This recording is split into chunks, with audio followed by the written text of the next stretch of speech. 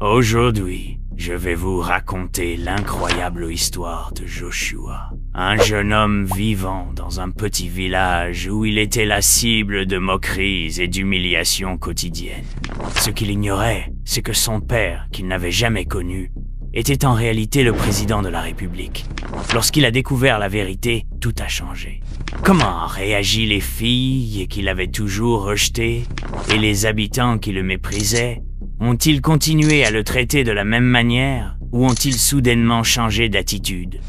Et surtout, comment Joshua a-t-il vécu cette révélation qui a bouleversé sa vie? Tant de mystères entourent cette histoire. Restez avec moi pour tout découvrir. Tout a commencé il y a plusieurs années dans un petit village. Le père de Joshua, à l'époque un jeune adolescent, était tombé amoureux d'une fille du même village. Leur relation était simple et discrète, mais tout a changé lorsque la jeune fille lui a annoncé qu'elle attendait un enfant.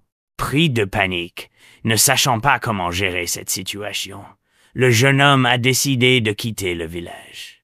Il a dit à la fille qu'il partait chercher du travail en ville et qu'il reviendrait, mais il n'a jamais donné de nouvelles. La jeune fille, désespérée, a décidé de parler de sa grossesse à ses parents. Malheureusement, au lieu de la soutenir, ils l'ont rejetée. Honteux et furieux, ils lui ont demandé de quitter leur maison.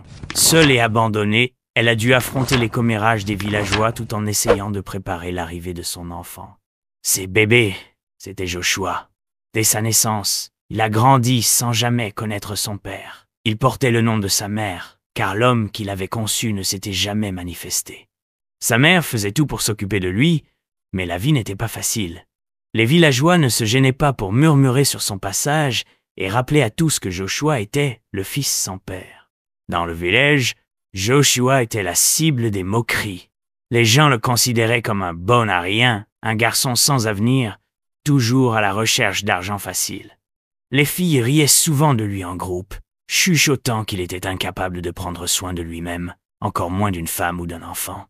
Certaines disaient même qu'accepter ses avances serait un déshonneur pour leur famille. Les parents, quant à eux, refusaient catégoriquement l'idée de lui donner leur fille en mariage. Qu'est-ce qu'il peut offrir? Rien, disait-il.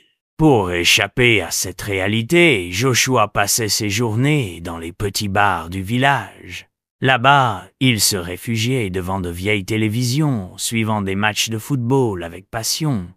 Il buvait de l'alcool qu'il parvenait parfois à payer en empruntant de l'argent à des jeunes enfants ou à des amis qui lui faisaient encore confiance. En plus de tout cela, Joshua avait une passion pour les paris sportifs.